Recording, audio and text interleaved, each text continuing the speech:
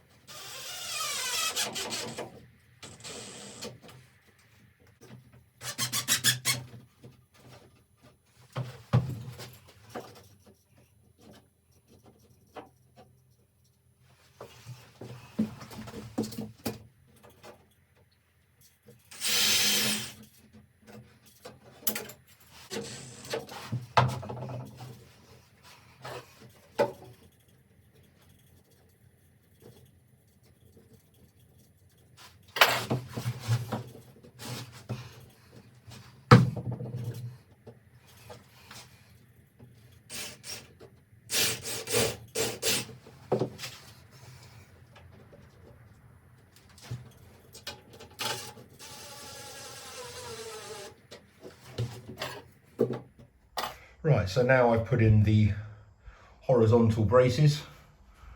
It's made the wall much sturdier. Now I'm going to go about making the template so then I can cut out the correct size from a sheet. I'm making a template now in order for me to get an accurate fitting or an accurate shape for the sheet I've got to cut. Much easier than wrestling a sheet and marking it out. So I'm just making a template. So this is a piece of 9mm offcut. So I've measured that up. Now actually the good thing is, one thing I've realised is that offcut, this side here was machine cut, and so was the bottom. That was the original where it came out of the factory. So we know that is a 90-degree angle. We also know that is a straight edge, and it's sitting true on the floor and sitting true against the wall. So I'm well happy with that.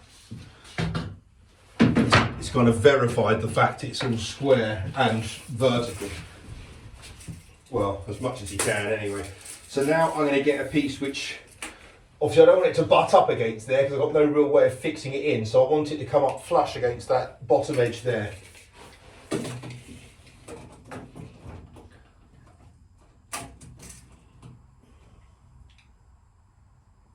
That is 1205. Okay, 5mm bigger than I wanted it, this room. Oh well, I can live with 5mm. What did I say it was? 1205. So mark it out.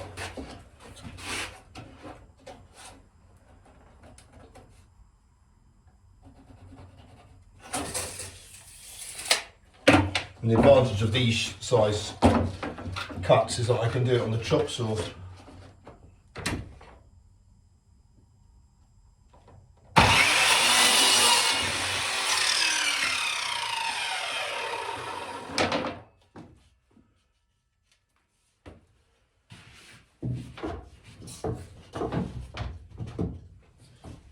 So what I need to do is get this angle right here against the wall.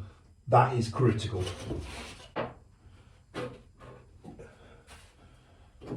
Okay, so I use the machined edge. Is that the right one? Yeah. So I use the machined edge, which is that side there, and take that angle up the wall there.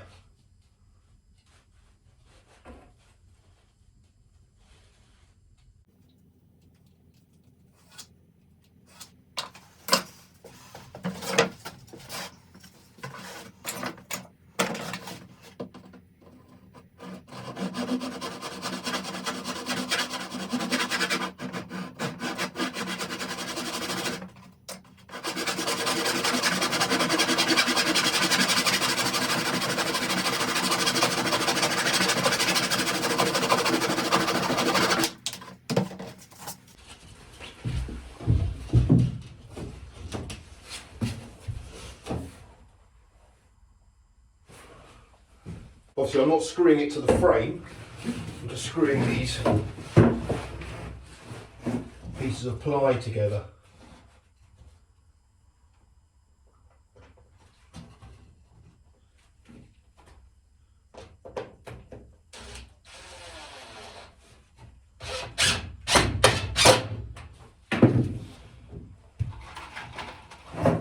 And you want to fix them pretty well, because you don't want the angle to slip. That's the whole point of this. Now, obviously I just run into, I've got to be mindful of the conduit track there. So I've got to allow myself 9mm, because that's where the base of the conduit track's going to sit. So I want to take this to 951.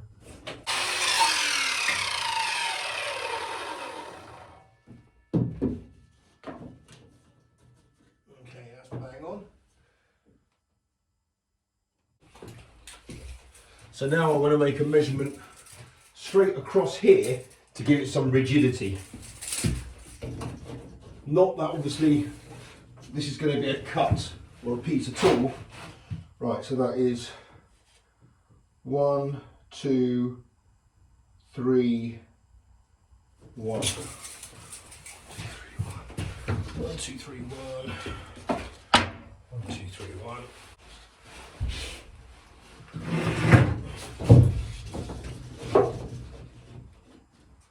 And then that will push that angle in.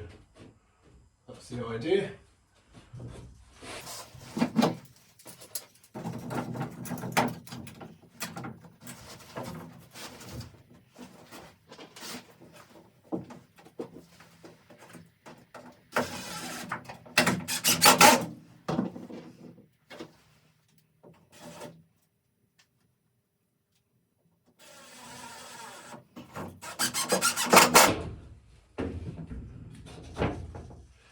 Okay, I can put a couple of screws in there now.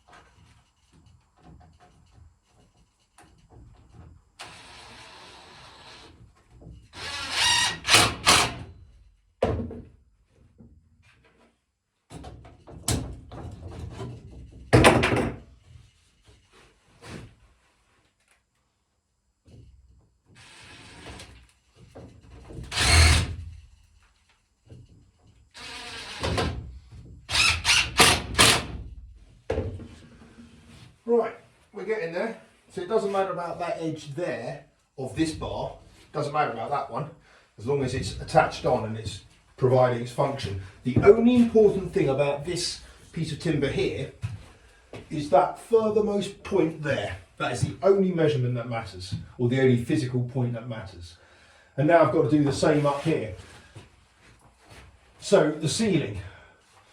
The pattern I'm having, basically, or the ceiling I'm having, is going to take this shape.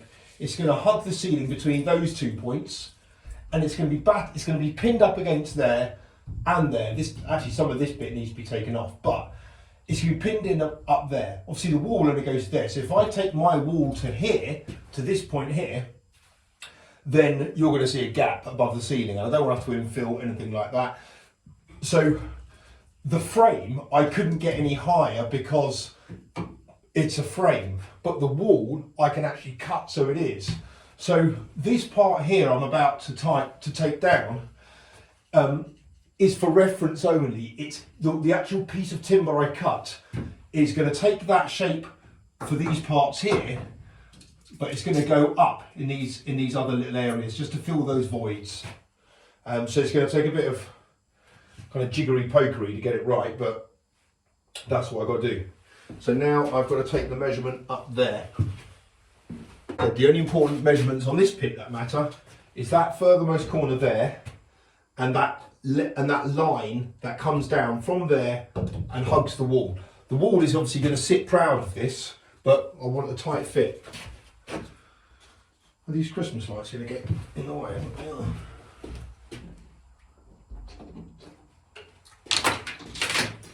Right.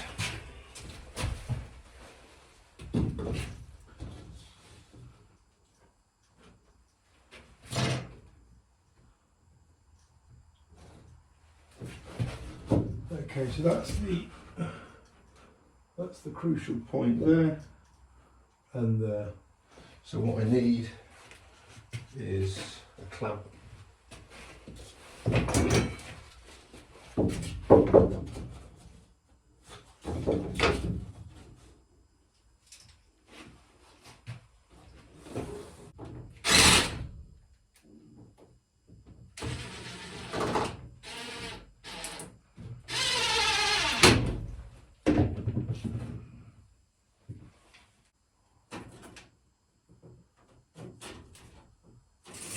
$9.75.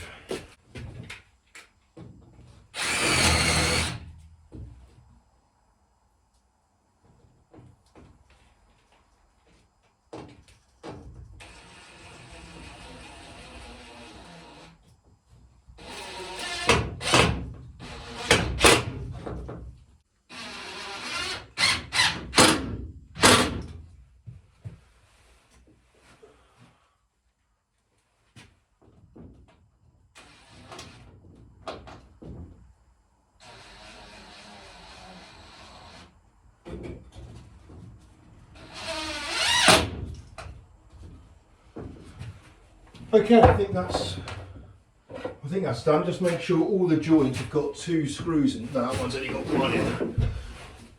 Okay, I thought I only put 1 in one of them, and that still has a chance to move with only 1 in. Okay, now I should be able to simply take this out.